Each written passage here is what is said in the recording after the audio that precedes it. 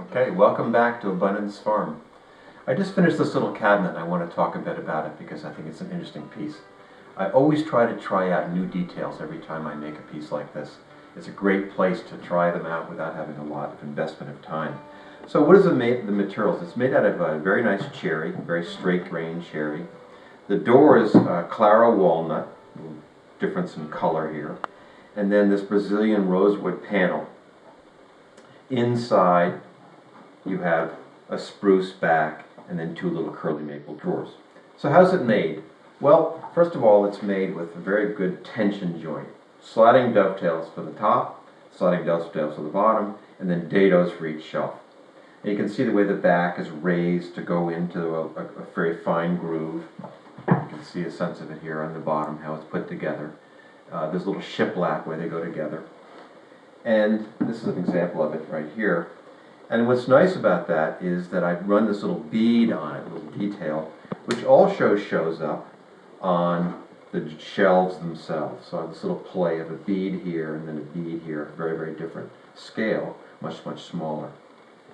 So the back is made out of two pieces. It could be made out of one, but two pieces is better because that way the back can expand and contract seasonally and have plenty of room to go into a small groove into the two sides as well as the joint between the boards can move. And then an interesting way that I've done the drawers here is they run on a very, very small rosewood runner. And that is a piece of material very similar to this. And the runner is in here, and it really is only about as thick as a very small difference between the side height and the face. It's about flush.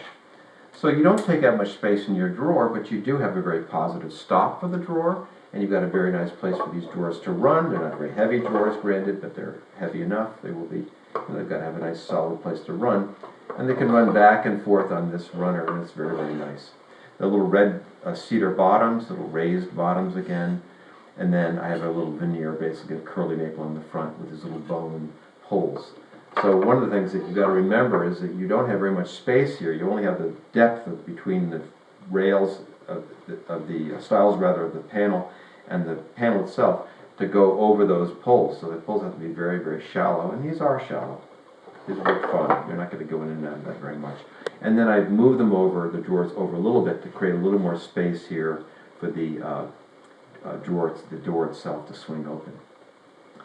So the case construction is very interesting. It's got these face frames. The sides are rabbited out and the face frames drop in. You can see it here on the two ends. And you've got a lot of different options in the way you deal with that. First of all, what I like about it is that aesthetically, you don't have to have a very, very thick side to have it appear like it's a thick side. You've got a face frame which allows you to support your drawers and various things. You've got some space back in here to put your runners and that kind of thing, which I like. And then also, in this case, it opens up the possibility of lots of decorative ideas. And here's some examples. Here's an example of one where I just have a chamfered, and the pieces look like they grew together. Here's one where I've incised a bead into both sides of the corners, and that's a nice detail to highlight the corner as well, and more of a country detail. And here are three different other details that you can use, putting in a solid color, black and whites, which I tend to like to pop up the corner, and then just a bead itself applied into there, almost like a little column. One last thing that's interesting to talk about is the way this panel's made. It's actually a laminated panel. I generally don't do that, but I did it for the reason that I had some very nice thin rosewood. This was, I think it's Brazilian rosewood, guitar backs and sides, quite old. Someone picked this up a long time ago from the Martin Guitar Factory. And I had pieces that were short. They weren't long enough to do this whole panel. So what I did was I cut the two pieces and fitted them together with sort of a wavy line using a pattern that I made up to get the right shape. And then once I glued everything together into the panel, I went back in with my little pattern and a little scratch stock, a little knife-like scraping tool, and scraped that out, and then took pieces of abalone, sawed them up into very thin strips, and let them into that little groove, and then completed it with a little dot. And the bone pulls on the door, as well as the drawers, is made out of a piece of bone like this. This is a piece of beef bone. You can cut it up, use files and saws. Here's a piece that I was using as well. And file it up, and it really takes a beautiful polish. It's very, very nice material for that kind of a use. There's one last thing.